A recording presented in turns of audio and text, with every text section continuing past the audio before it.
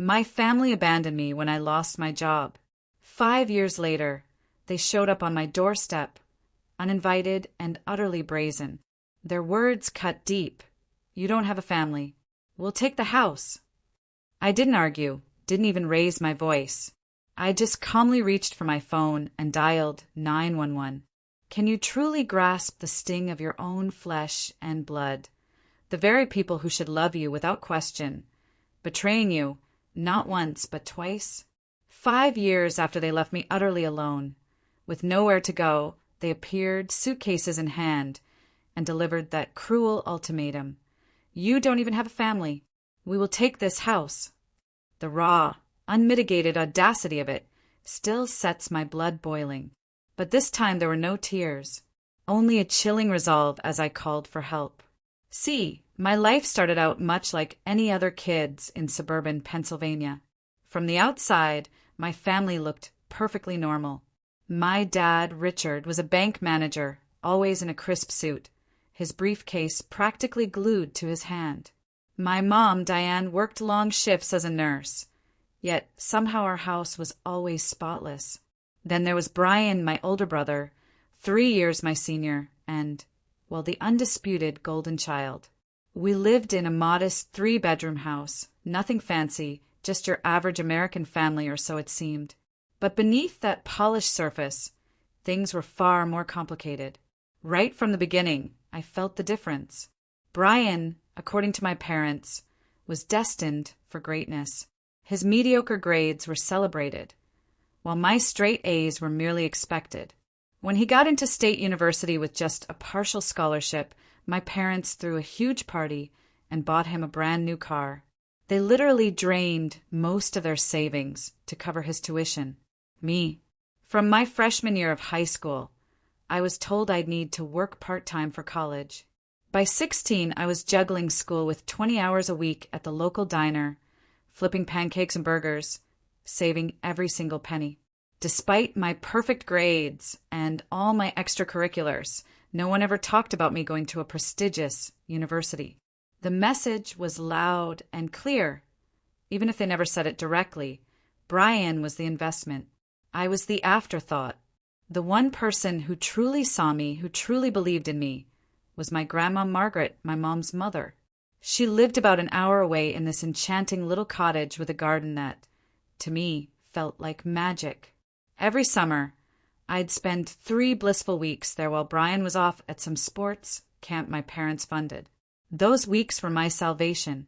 "Sabrina," she'd tell me, her hands weathered from decades of gardening, gently guiding mine in the soil as we planted tomatoes. "Never let anyone tell you what your worth is. Only you decide that." And she'd add with a knowing wink, "Never depend on someone else to keep a roof over your head. Learn to build your own."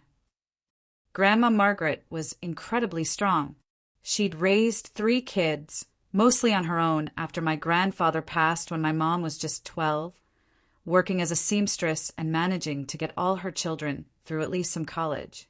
Her independence became my compass, especially when things at home felt suffocating. As college approached, the pressure from my parents intensified. My mom decided I should become a nurse, just like her. "It's a stable profession, Sabrina. You'll always have work," she'd say, completely ignoring the fact that I had absolutely zero interest in medicine. My dad backed her up, chiming in, "Creative careers are for people with family money to fall back on." What they didn't get was that I'd found my passion in junior year, graphic design. My art teacher, Miss Winters, noticed my eye for composition and introduced me to digital design. I was hooked, staying late after school, entering local competitions. When I actually won a regional design award, my parents just dismissed it as a nice hobby, but not a real career path. The tension boiled over my senior year when college applications were due. I applied to our local community college, which had a strong design program and several affordable state schools with arts programs. But when the acceptance letters came in, my parents flat out refused to contribute to my education unless I switched my major to nursing or business. "We are not wasting money on an art degree," my father declared firmly at dinner. "If you want to throw away your future, you can pay for it yourself." I looked at my mom for support, but she just stared at her plate. Brian, home from college, smirked from across the table. Maybe you should listen to Dad, Sabrina. Not everyone is cut out for a real career. That night, I cried myself to sleep. But the next morning, a quiet resolve settled over me. I would attend community college, work full-time, and get my design degree no matter what. When I announced my decision at breakfast, my father simply shrugged and said, "Your life, your mistake." So I graduated high school with honors and moved into a tiny apartment with 2 roommates. I worked nearly 40 hours a week between a coffee shop and a retail job, all while maintaining a 3.8 GPA in my design classes. I visited Grandma Margaret whenever I could, drawing strength from her unwavering belief in me. After 2 years at community college, I transferred to a state university to finish my bachelor's. By then, I was barely speaking to my parents. Our interactions were limited to obligatory holiday visits, where my father would ask pointed questions about my income potential, and my mother would discreetly slip me $20 bills like I was still a child, whispering, "In case you need to eat." Brian had graduated and secured a job at a financial firm, a perfect echo of my father. Every family gathering became a showcase for his success, subtly highlighting my perceived failure. "Brian just got a promotion," my mother would announce proudly, "and he's looking at buying a condo downtown." The unspoken comparison hung in the air like a heavy, suffocating cloud. By the time I graduated with my bachelor's degree at 22, I hadn't lived at home for 4 years. My parents chose to attend a conference related to Brian's work instead of my graduation ceremony. Grandma Margaret, using a walker by then due to arthritis, was the only family member in the audience. Her proud smile as I walked across that stage meant more to me than 1,000 absent relatives ever could. With my degree finally in hand, I decided to move to Philadelphia to pursue better job opportunities. The design scene there was growing, and I'd secured an internship that could lead to full-time employment. The night before I left, I had dinner with Grandma Margaret. "I'm scared," I admitted as we shared pie on her porch. "What if they're right and I fail?" She took my hand in hers, her blue eyes sharp despite her 82 years. "Sabrina, the only true failure is living someone else's dream. You follow your heart, and I will always be here if you need a soft place to land." With those words echoing in my mind, I packed my beat-up car the next morning and drove toward my future, determined to prove that I could succeed on my own terms, even if my family refused to believe in me.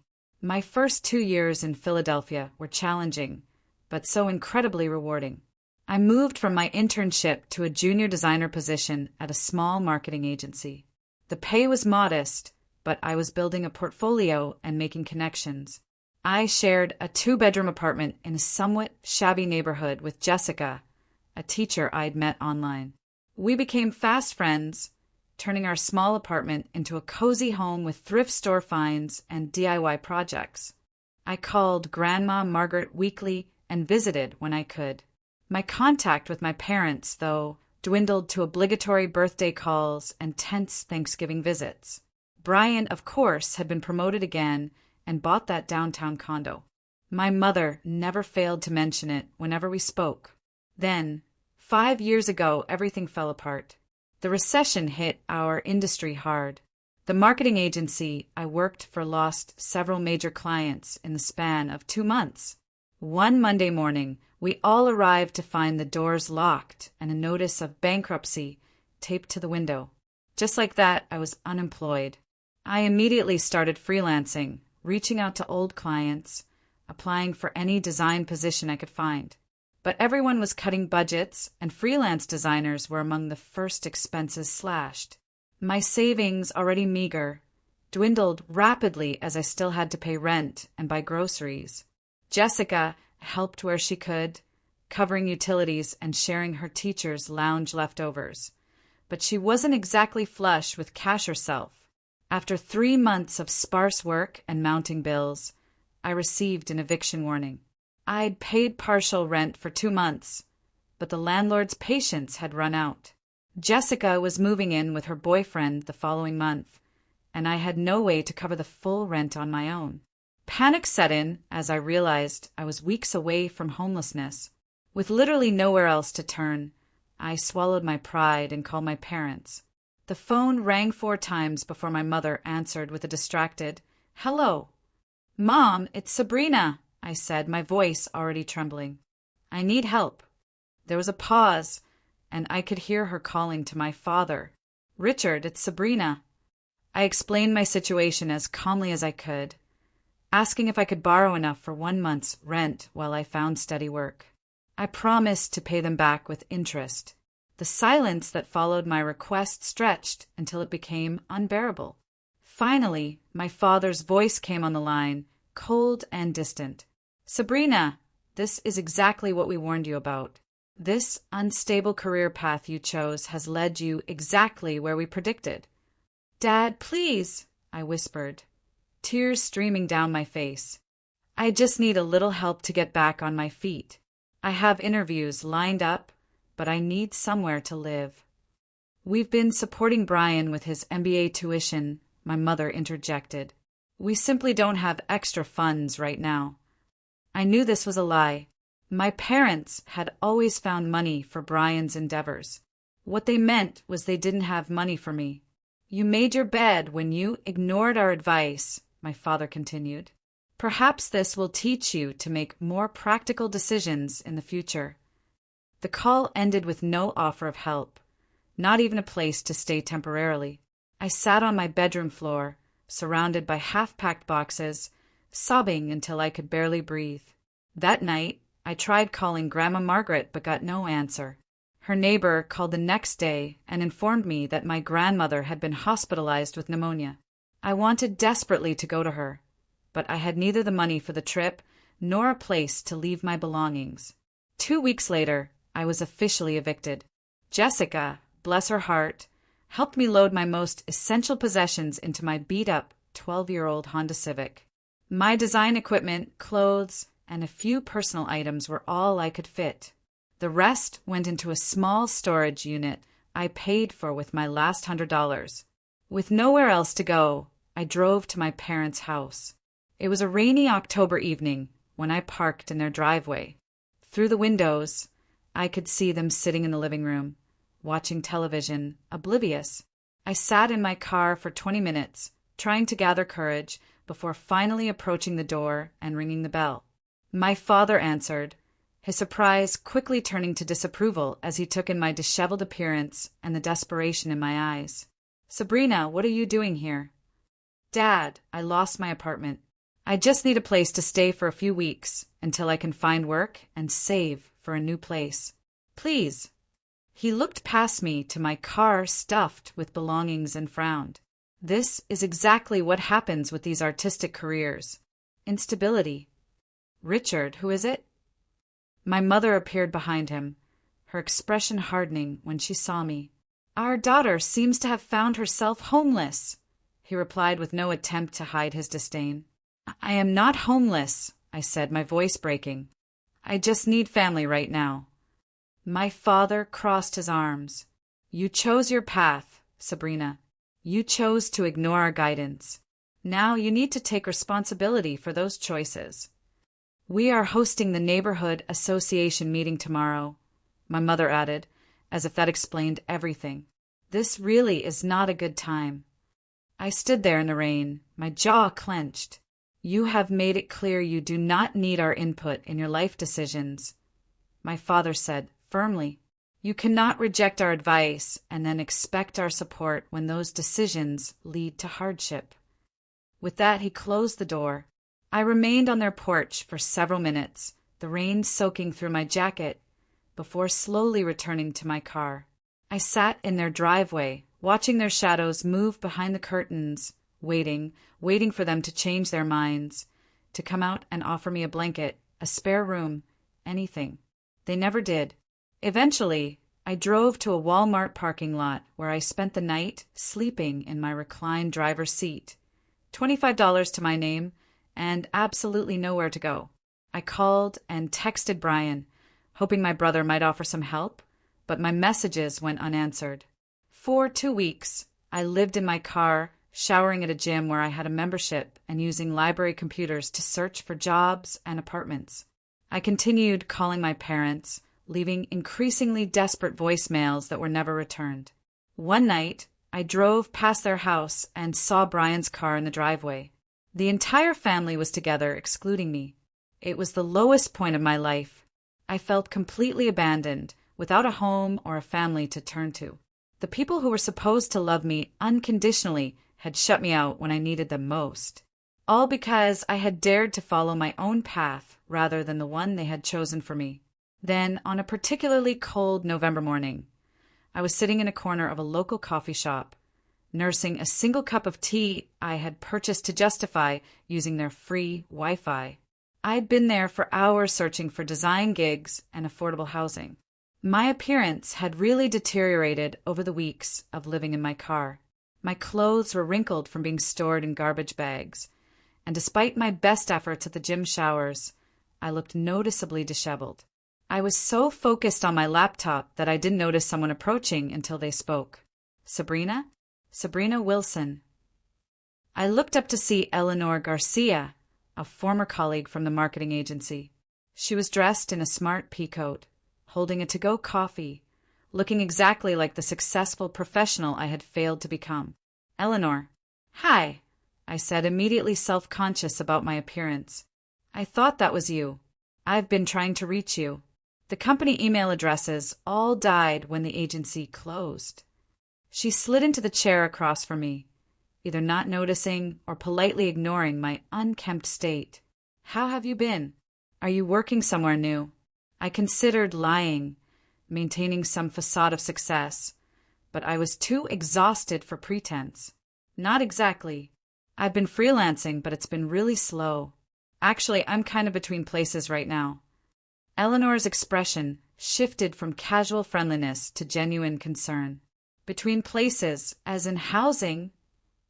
I nodded, fighting back tears of embarrassment. It's been a rough few months. Eleanor leaned forward, lowering her voice.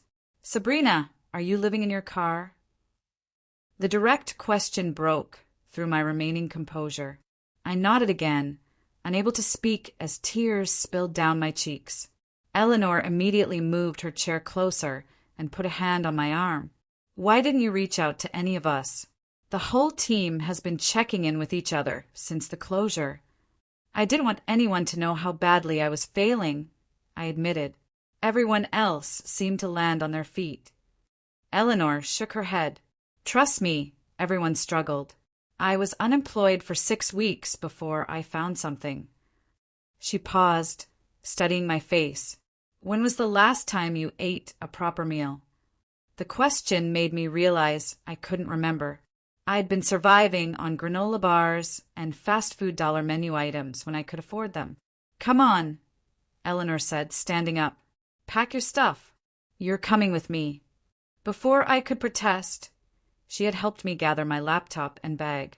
She led me to her car, insisting I leave mine in the coffee shop parking lot temporarily. 30 minutes later, we were sitting in her warm apartment while she made sandwiches and soup. After I'd eaten, she showed me to her spare bedroom. It's not much, but it has a real bed, and it's yours for as long as you need it, she said, putting fresh towels on the dresser. I was overwhelmed by her kindness. I can't accept this, Eleanor. We were just coworkers. We were a team, she corrected me, and now we're friends. That's what friends do. She sat on the edge of the bed. Besides, I might have a job opportunity for you. Eleanor explained that her boyfriend, Michael, ran a small design studio focusing on web development. They needed someone to assist with graphic elements and user interface design. The pay was modest, but it was steady work. I can't promise anything, she cautioned, but I'll talk to him tonight. In the meantime, take a shower, get some real sleep, and we'll figure this out together. The next morning, I went with Eleanor to meet Michael. His studio was small but growing, and after reviewing my portfolio, he offered me a position on the spot. It was entry-level, a step back from where I had been, but it was work with a regular paycheck. I accepted immediately. That afternoon, Eleanor helped me retrieve my car and the few possessions I had been living with. As we were organizing the spare room, my phone rang with a number I didn't recognize. "Is this Sabrina Wilson?" An unfamiliar voice asked when I answered. "Yes, this is she." "This is Nancy Holden, your grandmother's neighbor. I've been trying to reach you. Your grandmother's condition has worsened. The doctors are not optimistic." My heart sank. In the chaos of my own crisis, I hadn't been able to check on Grandma Margaret as frequently. I had left messages at her neighbor's number, but we had missed each other's calls. "She's been asking for you," Nancy continued. "I think you should come if you can." I explained the situation to Eleanor, who immediately offered to drive me the 3 hours to my grandmother's town. "We'll go right now," she insisted. "Just let me call Michael to reschedule tomorrow's meeting."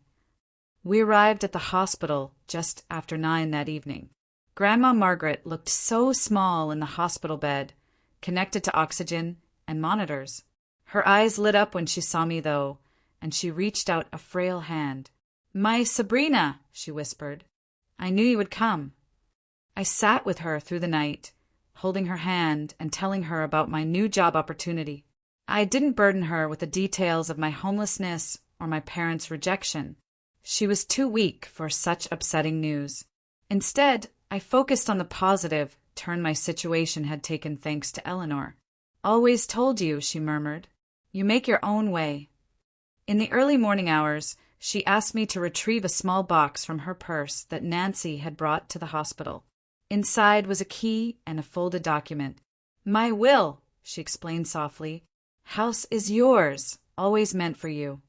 I tried to object, to tell her she would recover and return home, but she shook her head.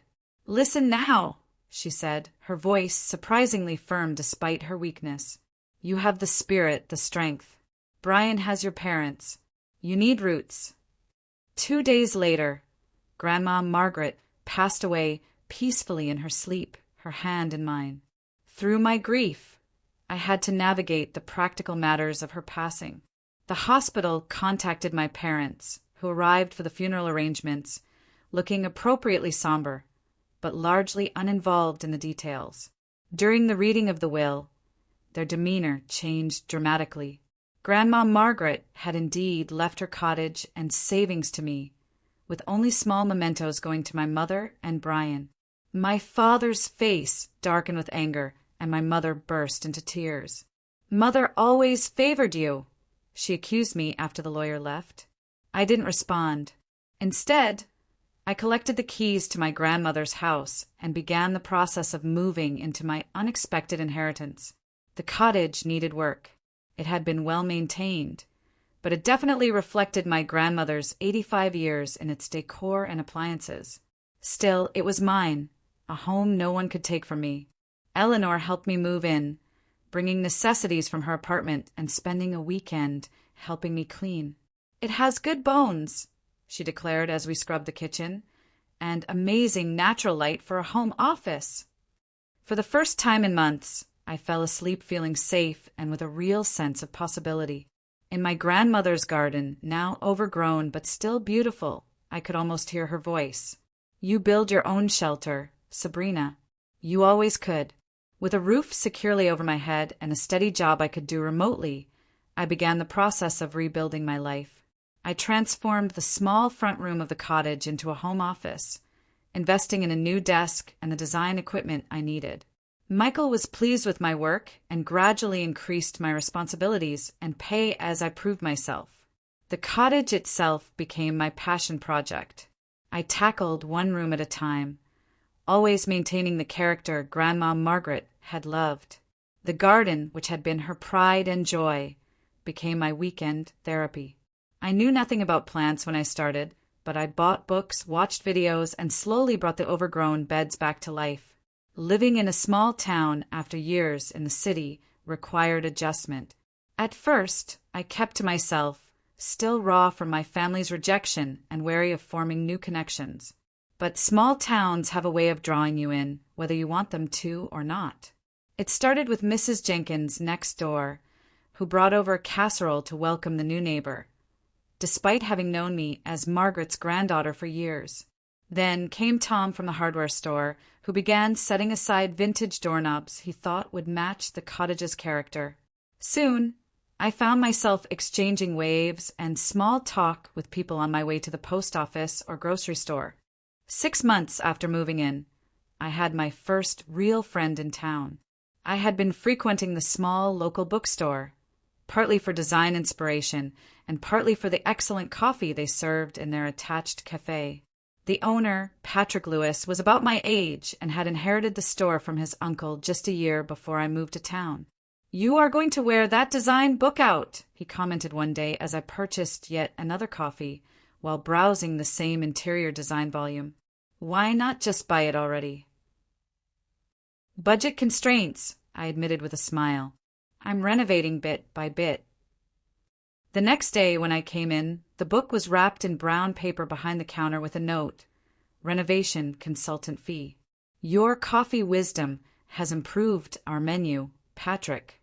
We became friends through books and coffee, sharing recommendations and eventually meals. Patrick was easy to talk to, with none of the judgment I had grown accustomed to from my family. When I finally told him the full story of how I had ended up in town, he listened without interruption. "Your parents sound like real pieces of work," was his only comment when I finished. "Their loss." As my design skills and client list grew, I decided to take a risk. Using my savings, I launched my own small design studio, Elevation Designs, focusing on branding for small businesses. My experience at Michael's company had shown me that many local businesses struggled with their visual identity but couldn't afford large agency fees. I started with a website and business cards, then began approaching local shops and restaurants. My first client was Patrick, who needed a new logo and signage for the bookstore. From there, word spread. Within a year, I had enough regular clients to leave my position with Michael, though we maintained a collaborative relationship, referring clients to each other. As my business grew, so did my investment in the cottage. I replaced the aging roof, updated the ancient heating system, and renovated the kitchen with modern appliances while keeping the charming cabinets Grandma Margaret had loved. The property value increased substantially with each improvement, but that was secondary to creating a home that honored her while reflecting my own style. The garden flourished under my increasingly knowledgeable care. I added a small patio where I could work outdoors on pleasant days and a fire pit for evening relaxation. Patrick often joined me there, bringing books he thought I would enjoy and listening to my ideas for new projects. By the 5-year anniversary of Grandma Margaret's passing, my life had transformed completely. Elevation Designs had 3 employees besides myself, operating from a converted garage on my property. I had established myself in the community, joining the Small Business Association and even helping organize the annual arts festival. My relationship with Patrick had deepened into something more than friendship, though we were taking things slowly, both valuing our independence. My circle of friends included Eleanor and Michael, who visited regularly, and a growing network of local connections. I had not spoken to my parents or Brian since the funeral. Occasionally, I would receive a Christmas card with no personal message, just their printed names. I sent similar impersonal cards in return, unwilling to sever the last thread completely, but protecting myself from further hurt. The cottage, once my grandmother's haven, had become my own sanctuary and success story. The girl who had once slept in her car now owned a debt-free home, ran a profitable business, and had created a life filled with meaningful connections. I had done exactly what Grandma Margaret believed I could do, built my own shelter, both physically and emotionally. What I didn't realize was that my hard-won peace was about to be shattered by the very people who had once turned me away. The first sign came in the form of an email from Brian on an ordinary Tuesday morning. Seeing his name in my inbox after 5 years of silence made my coffee taste suddenly bitter. The subject line read, "Touching base, dear Sabrina." The message began with artificial warmth. "It has been too long since we have been in touch. I recently came across your design company website and was impressed by what you have accomplished. Mom and Dad mentioned they have not heard from you in years and are concerned. I hope all is well. Let us catch up soon, Brian. I stared at the screen, reading and rereading the brief message. There was no acknowledgement of his silence when I needed help. No mention of their rejection when I was homeless. Just a casual touching base, as if we had simply lost track of each other's lives through mutual neglect. I showed the email to Patrick during our lunch date that day. Sounds like someone wants something, he commented, handing my phone back. People don't usually reach out after 5 years of silence just to say hello. I nodded, the same suspicion having formed in my mind. The timing is strange, too. Why now? Are you going to respond? He asked. I considered the question. Not yet. I want to see if there is more to this sudden interest. I didn't have to wait long. 3 days later, my phone rang with my parents' number. After 5 years of silence, the sight of it was so startling that I answered without thinking. Sabrina, darling, my mother's voice, artificially bright, chirped. It is so good to finally hear your voice. Mom, I replied neutrally. This is unexpected. Well, we have been thinking about you so much lately. Brian mentioned he reached out and hadn't heard back. We were worried. I've been busy, I said. Running my business takes a lot of time. Yes, we saw your website. Very impressive, honey. Your father and I were just saying how proud we are of what you have accomplished. The praise felt hollow after years of criticism and abandonment. My mother continued before I could respond. Anyway, we feel terrible about the misunderstandings in the past. Family is so important and we would love to reconnect. Perhaps we could come visit you soon. Misunderstandings. I repeated, unable to keep the edge from my voice. Is that what you call turning away your daughter when she was homeless? There was a pause before my mother spoke again, her voice lower. We all made mistakes, Sabrina. We were going through a difficult time ourselves, but that is in the past. We should focus on rebuilding our relationship now. Something in her tone struck me as rehearsed, as if she had practiced this conversation. I agreed to think about a visit without committing to dates, then ended the call as quickly as possible. That evening, I received another call, this time from Brian. Against my better judgment, I answered. Hey sis, he said with forced cheer. Mom said you two spoke. It's great that we are all reconnecting. What's going on, Brian? I asked directly. Why the sudden family reunion interest after 5 years? He laughed, the sound slightly strange. Can't a brother want to reconnect with his sister? But since you asked, things have been challenging lately. Over the next 20 minutes, Brian revealed the family situation.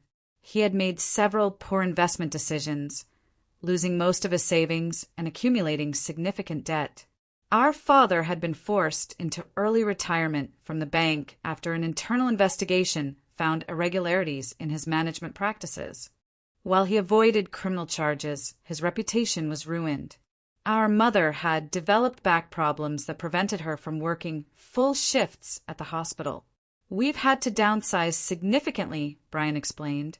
The condo was foreclosed and Mom and Dad had to sell the house. They're in a small apartment now. I'm sorry to hear that, I said, genuinely meaning it despite everything. That must be difficult. Yeah, well, family has to stick together in tough times, right? The irony of his statement seemed lost on him. Anyway, we were thinking we could come visit next weekend, get to know your town, see Grandma's old place, reconnect. I reluctantly agreed to a Saturday lunch, setting clear boundaries that it would be a brief visit, not an overnight stay. After hanging up, I called Patrick. They're coming Saturday, I told him. And from what Brian said, they're in financial trouble. Want me to be there? Patrick offered, his voice full of moral support. I accepted gratefully, already feeling anxious about the impending reunion. That Saturday, my family arrived, their usual grand presence diminished by circumstances. My mother embraced me with teary eyes, while Brian hung back, surveying the cottage with undisguised interest. "You've done wonders with the place," my mother commented as I gave them a brief tour.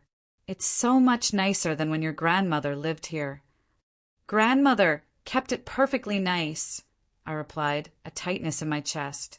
"I've just updated some things while maintaining her style." "Must have cost a fortune," my father remarked, peering at the new kitchen appliances. "Seems like your little design business is doing well." "Elevation Designs is doing very well," Patrick interjected smoothly. "Sabrina has clients across 3 states now." My father's eyes narrowed slightly at Patrick's presence, clearly not expecting me to have backup. "And you are Patrick Lewis?" "I own the bookstore in town and have known Sabrina since she moved here." Lunch was a tense affair, with my parents and Brian alternating between complimenting the house and subtly highlighting their current difficulties. My mother mentioned their cramped apartment 3 times.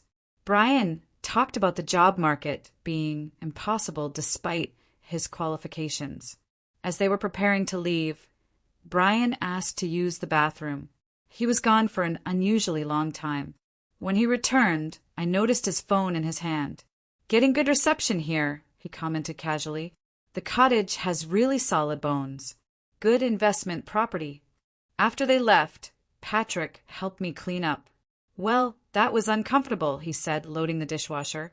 "Did you notice your brother taking pictures of every room?" I nodded, a sick feeling in my stomach. And my father asking about property values in the area, and my mother commenting on how much space there was for just one person. "They are planning something," Patrick said, stating what we both knew. "Be careful, Sabrina." The following week brought daily calls from my family. My mother wanted recipes I had served at lunch. My father had questions about the heating system. Brian wondered if I had the original deed from Grandma Margaret. Each conversation felt like a probe, testing for vulnerabilities. The truth became terrifyingly clear during their second visit 2 weeks later. As we sat in the garden, my father broached the subject directly. "Sabrina, your mother and I have been thinking. This house has 3 bedrooms, and you are just one person.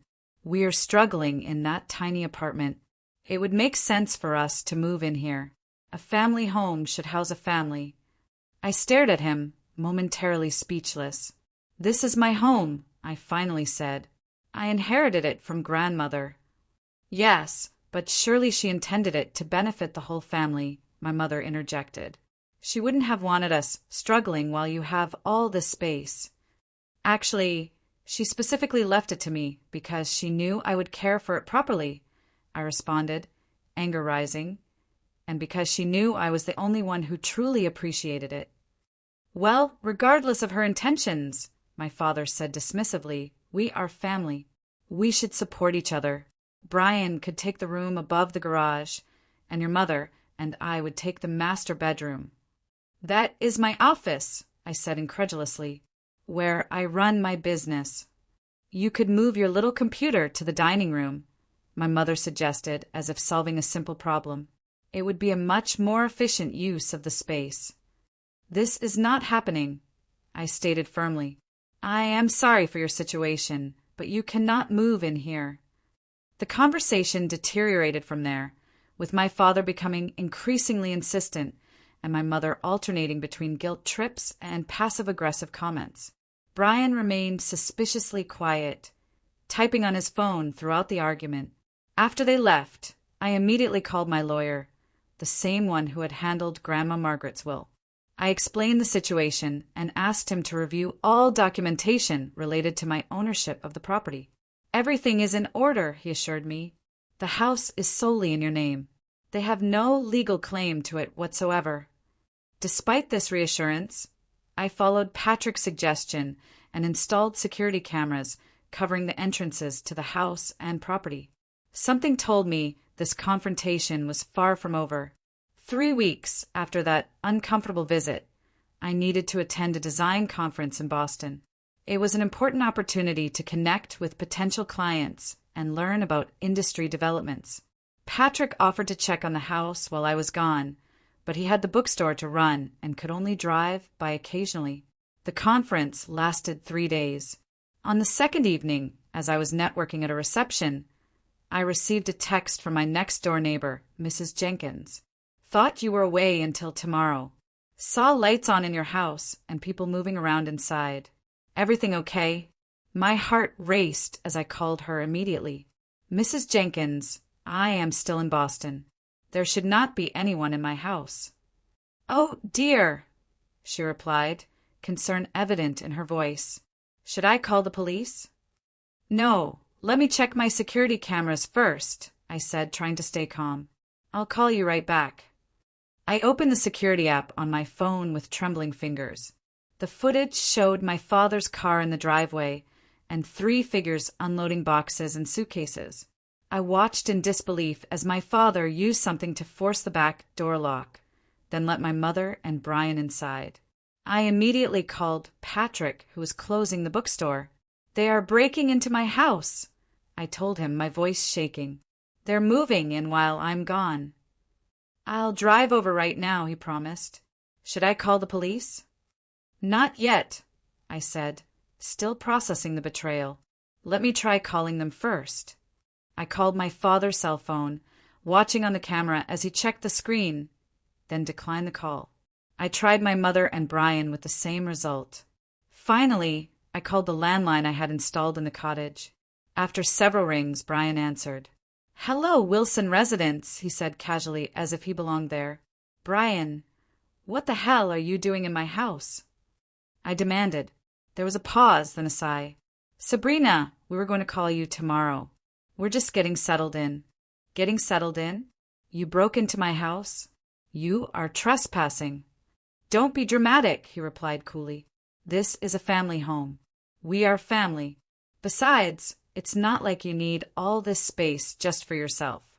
I heard my father in the background, and Brian partially covered the phone. I could still make out my father saying, Tell her we will discuss it when she returns. The decision has been made. You need to leave right now, I stated, struggling to control my anger. I am calling the police if you are not out of my house in 30 minutes. Brian's voice hardened. That would be a mistake, Sabrina. We have nowhere else to go, and calling the police on your own family would be cruel. Besides, Mom and Dad are the ones with a real family connection to this house, not you. It's my house, Brian. Grandmother left it to me. A technicality, he dismissed. Anyway, we've already spoken to a lawyer about challenging the will. Grandma was old and not entirely competent when she made those arrangements. We have a good case for overturning it. The threat sent a chill through me. While I knew they had no legal ground to stand on, the idea of a court battle was daunting.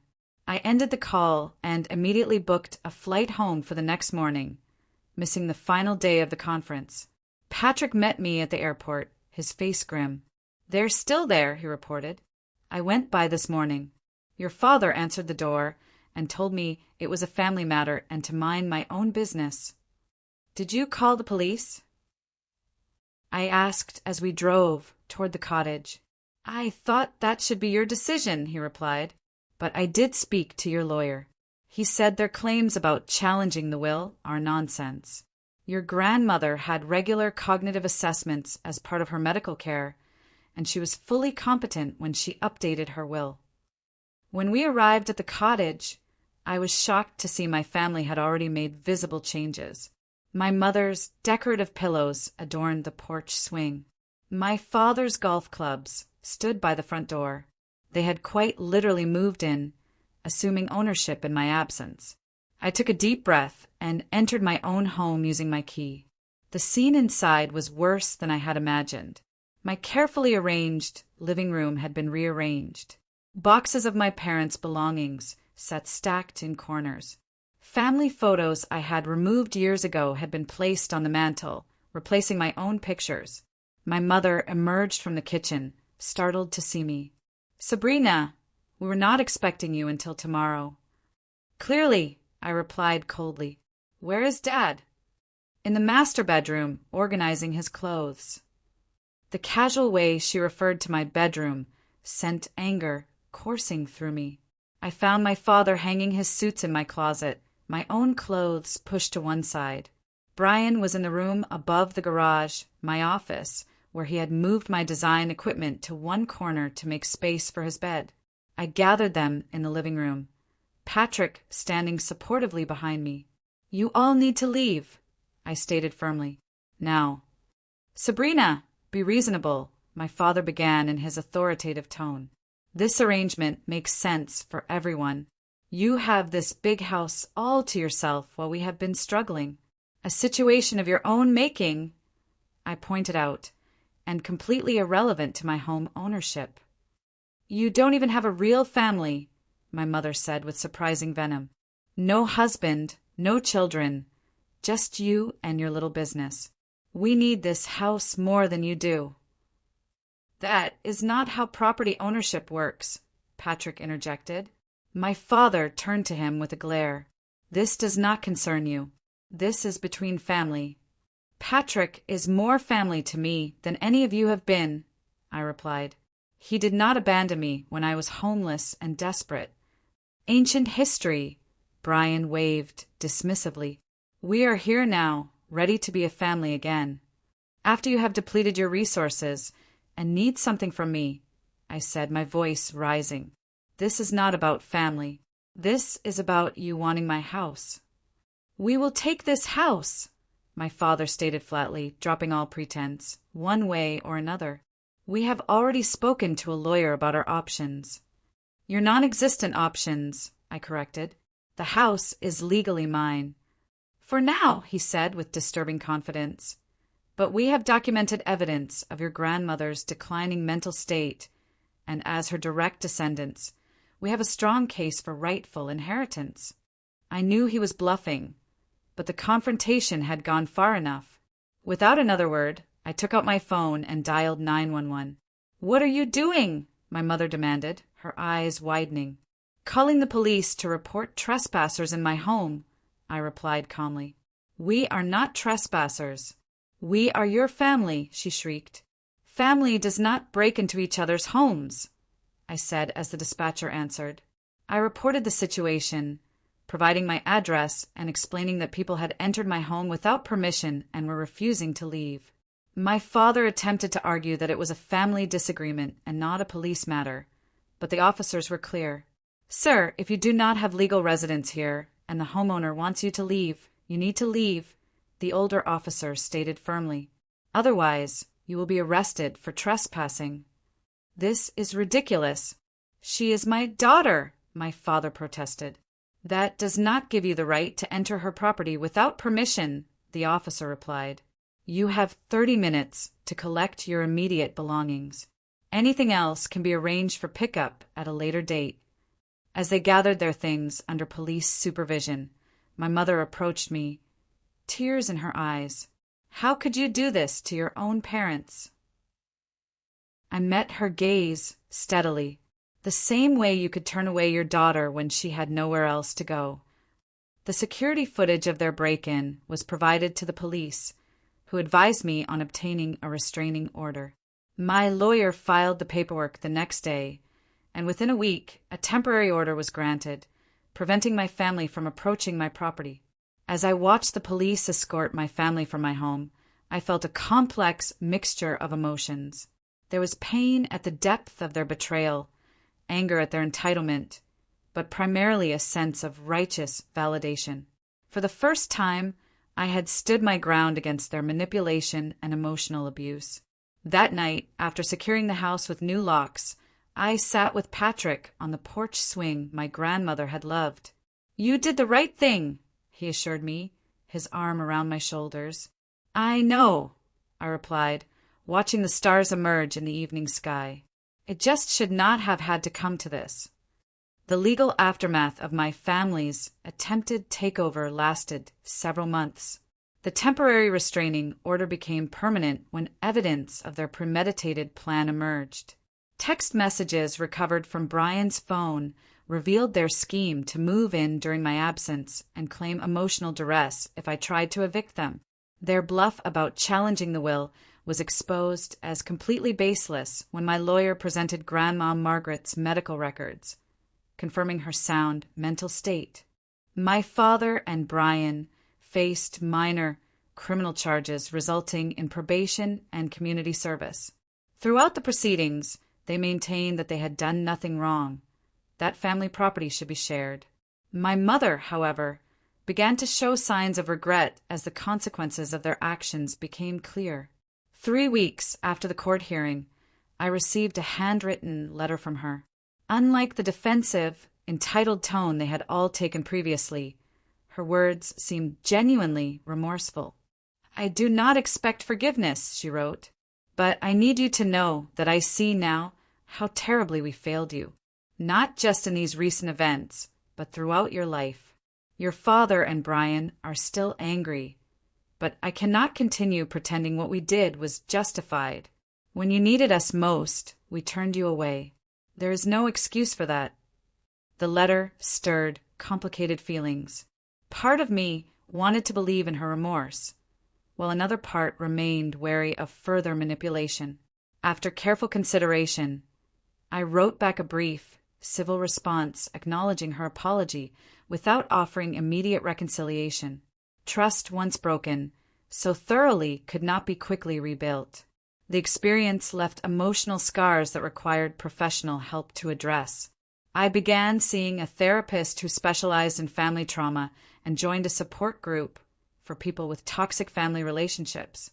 The shared stories of others who had experienced similar betrayals helped me understand that my situation was not unique and that setting boundaries was not just acceptable, but absolutely necessary for healing.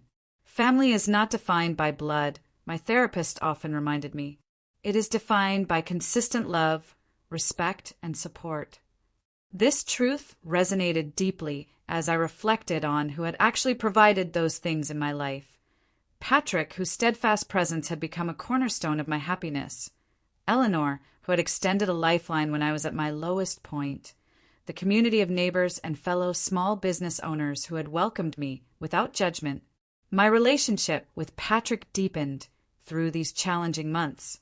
His unwavering support during the family crisis had shown me what genuine partnership looked like. On the first anniversary of the break-in incident, he proposed in Grandma Margaret's garden, now flourishing with the perennials I had planted in her memory. "You deserve a family who sees your worth," he said as he offered a simple, elegant ring. "I would be honored to start that family with you." 6 months later, we married in a small ceremony in that same garden. Eleanor was my maid of honor, and Michael stood with Patrick. My parents and Brian were not invited, a boundary that protected the joy of the day. Instead, I was surrounded by the family I had chosen, people who had proved their love through actions rather than mere biological connection. As life settled into a new normal, I found myself contemplating ways to transform my painful experiences into something meaningful. The cottage, once a source of conflict, became a sanctuary, not just for me, but for others in need. I established a small foundation in Grandma Margaret's name, providing temporary housing and career mentorship for young adults facing homelessness due to family rejection. "Everyone deserves a safe place to land," I explained to the local paper when they covered the foundation's launch, "and everyone deserves the chance to build their own success story." The first recipient was Jamie, a 22-year-old graphic design student whose parents had cut her off when she changed majors from business to art. The parallels to my own story were striking. I offered her the apartment above the garage, now converted into proper living space, and an internship at Elevation Designs. Watching her confidence grow reminded me of my own journey. 5 years after being abandoned by my biological family, I had created something far stronger than the ties that had failed me. I had built a home, a business, a marriage, and a purpose that honored Grandma Margaret's belief in me while extending that same support to others. I occasionally received updates about my parents and Brian through mutual acquaintances. My father never acknowledged his wrongdoing, maintaining that I had been selfish and unforgiving. Brian had moved to another state, starting over after his financial missteps. My mother had separated from my father and was attempting to rebuild her life independently, a development that suggested she at least had learned something from our family's implosion. The door to reconciliation remained theoretically open, but with conditions that honored my self-worth. Any relationship would need to be built on genuine respect, not convenience or need. Until then, I focused on nurturing the healthy connections that had proved their value. On quiet evenings, sitting in Grandma Margaret's garden with Patrick, I often reflected on the journey that had brought me here. From homelessness to homeowner, from abandoned daughter to community supporter, I had discovered that family was not a birthright, but a privilege earned through love and respect. I had to learn that having no family is better than having one that hurts you, and that creating your own family of choice is not just possible, but often more fulfilling than maintaining toxic blood ties. The cottage that my grandmother left me had become more than just a house. It was physical proof that I deserved to take up space in the world, that my dreams and boundaries mattered. By defending it against those who would take it from me, I had finally defended my own worth. Have you ever had to create boundaries with family members who tried to take advantage of you? Or have you built a chosen family that supported you when your biological one failed? Thank you for listening. Take care. Good luck.